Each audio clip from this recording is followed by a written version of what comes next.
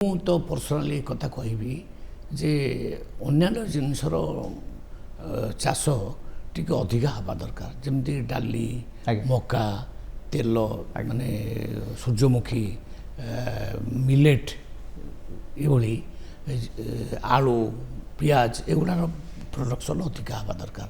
ଏଗୁଡ଼ା ପ୍ରଡକ୍ସନ୍ ଟିକେ କମି କମି ଯାଉଛି, ଆଉ ସେଇ ପରିମାଣରେ ଧାନ ଗୁଡ଼ାକ ଧାନ କେବଳ ପ୍ରଡକ୍ସନ୍ ବଢ଼ିଯାଉଛି।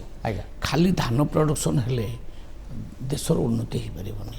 ଆହୁରି ଗୁଡ଼ାଏ ଜିନିଷ ଅଛି ଯେଉଁଟାକି ଲାଭଜନକ ଫସଲ, ସେଇଟା ଆମ କୃଷକ ଭାଇମାନେ ଟିକେ ଜାଣିପାରୁନାହାନ୍ତି।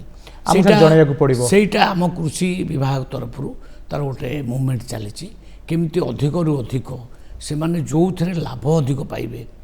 ଡାଲି ଯେମିତି ମାନେ ଅର୍ଥକାରୀ ଫସଲ ଯୋଉଟା, ହଁ ଅର୍ଥକାରୀ ଫସଲ, ଆମେ ବି ସାର୍ ଅନ୍ୟକୁ ନିର୍ଭର କରୁଛୁ। ମକା, ତାପରେ ମିଲେଟ୍, ଏଇଭଳିଆ ଅନେକ ଜିନିଷ ଅଛି ଯେଉଁଟା ଆମେ ବାହାରୁ ନେଇ ଆସୁଛୁ। ଡାଲି ବାହାରୁ ଆଣୁଛୁ, ତେଲ ବାହାରୁ ଆଣୁଛୁ, ଏସବୁ ଜିନିଷ ବାହାରୁ ଆଣୁଛୁ। ଆମେ ଆତ୍ମନିର୍ଭରଶୀଳ ହେବାର ସମୟ ଆସିଛି। ଆତ୍ମନିର୍ଭରଶୀଳ ହବା, ଦୁଇ ପଇସା ଅଧିକା ରୋଜଗାର କରିବା, ଏଇ ଆଡ଼ିକି ପ୍ରକୃତରେ ମାନେ ଆମ ଚାଷୀମାନେ ମୁଣ୍ଡ ଖେଳେଇବା ଦରକାର।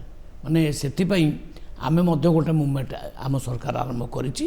ଆଉ ସେଇଟା ଯଦି ଆମେ ସଫଳ ହେଇଯିବା, ଧାନଟା ମଧ୍ୟ କଣ୍ଟ୍ରୋଲ ଅବସ୍ଥାକୁ ପଳେଇ ଆସିବ ଏବଂ ଅନ୍ୟ ଗୁଡ଼ାର ମଧ୍ୟ ପ୍ରଡକ୍ସନ୍ ବଢ଼ିବ।